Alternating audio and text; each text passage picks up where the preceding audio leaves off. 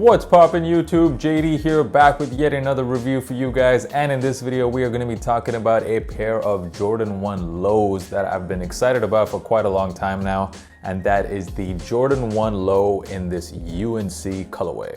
What up fam? So in this video I'm going to be breaking down this sneaker, talking about quality of the materials, giving you some sizing advice, of course talk about resale prediction, and as always give you guys that on-feet look. So make sure you stick around until the end of the video. So we finally got it, a general release pair of the UNC colorway on a Jordan 1 low. We saw a similar pair released last year with the Coston Jordan 1. That was a Nike SB pair, and that turned out to be a super popular sneaker, one of the cleanest pairs of Jordan 1 lows that we've seen so far. This release, however, just a regular pair of Jordan 1 lows. It's a GR pair, and it happened to be a woman's only release. Some of you probably thinking why this shoe looks so small in my hand. Well, that is because I did cop this in a woman's size. I copped this from my girlfriend. And as soon as I found out that it was a woman's only release, I was pretty shattered because unfortunately this sneaker only goes up until a size 12 women's, which happens to be a 10.5 in men. I wear a size 11, so they didn't even make my size in this pair. But what can you do? Let's just get into the sneaker. So we have this all over white and blue color blocking. It's similar to the color blocking you see on a Chicago Jordan 1. The leather on this pair, not that good to be honest. It feels very stiff. But guys, this is a $100 pair of shoes, so don't expect good leather. The one sort of premium material you see on this shoe is on the heel liner. That is made out of this satin material, also done in that UNC blue color. We have the Jumpman logo on the tongue, which personally I'm not a big fan of. If there's one thing I don't like about Jordan 1 lows, it's the Jumpman logo on the tongue. We also see that 23 on the tongue as well.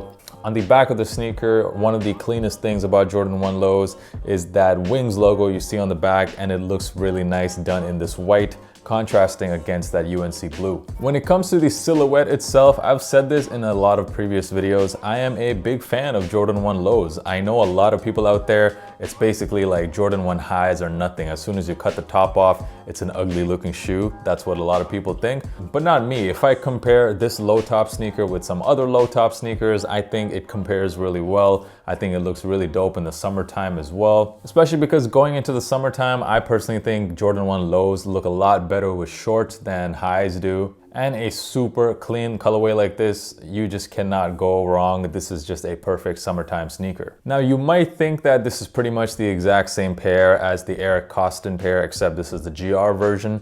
And I guess you're half right, but there actually are quite a few differences. First of all, the Coston pair was a Nike SB release, so you had that Nike SB on the tongue instead of the Jumpman. Also, I can't confirm if this is 100% true because I haven't actually seen the Coston pair in hand, but from all the pictures I've seen of this shoe, the shade of blue used on that shoe seems a bit darker, seems like a deeper shade of UNC blue than you see on this pair. This feels like a lighter shade of UNC blue. Also, the Coston pair came with those really nice white laces that I wish this pair came with. Unfortunately, this pair only comes with these UNC blue laces, but I would probably switch this out with white laces. If you have a pair, I just think it looks way nicer on this. And finally, the logo on the back of the Coston pair, you can see the wings logo is actually on the upper portion of the shoe at the back, whereas on the regular pair, you have the wings logo at the bottom of the heel. But I mean, let's be honest, these are all pretty minor differences. Overall, if you are looking at these shoes from a distance, it does look like the same sneaker. So when it comes to sizing, I did mention that these come in women's sizes,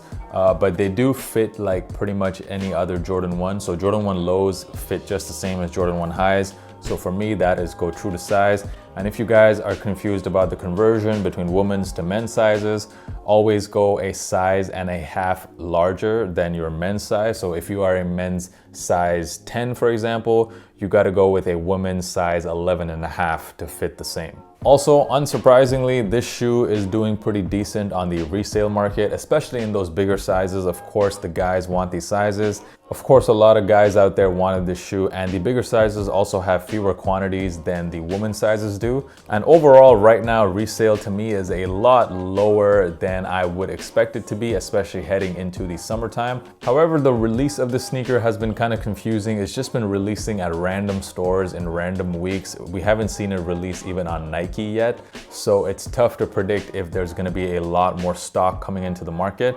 However, I do think that because of how similar this pair is to the Coston pair and the fact that we're going into the summertime, I think this is a pretty decent sneaker to hold on to. It's just a very, very classic colorway of a Jordan 1, and it looks super nice in the low form as well. This to me, like especially considering how low the prices are right now, it would be a hold to me. And if you're someone who really wanted this sneaker, and especially if you were someone who really wanted the Coston pair but you missed out on it, this pair right now in the bigger men's sizes is pretty much selling for less than half what the Coston pairs are selling for in terms of resale. So I wouldn't even think twice about it. I wouldn't pay that extra to cop the Coston. I would just cop these because these look very similar. Overall, my final thoughts, you really can't hate on this. Nike did us a huge favor, especially everyone who missed out on the Coston pair.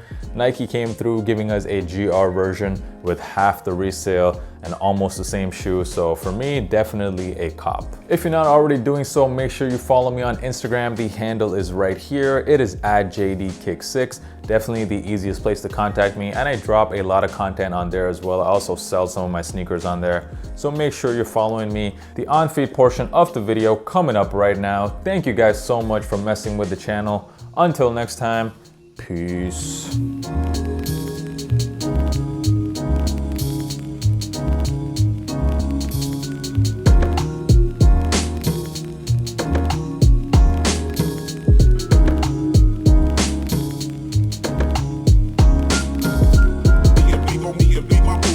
Tabernacle will shackle any MCs that wanna step to me in battle. Religion, he gon' move it in my pulpit, my pulpit, my pulpit. A new age established religion, he gon' religion, in my pulpit, my tabernacle will shackle any MCs that wanna step to me in battle. Religion, he gon' move it in my pulpit, my tabernacle will shackle. A new age established.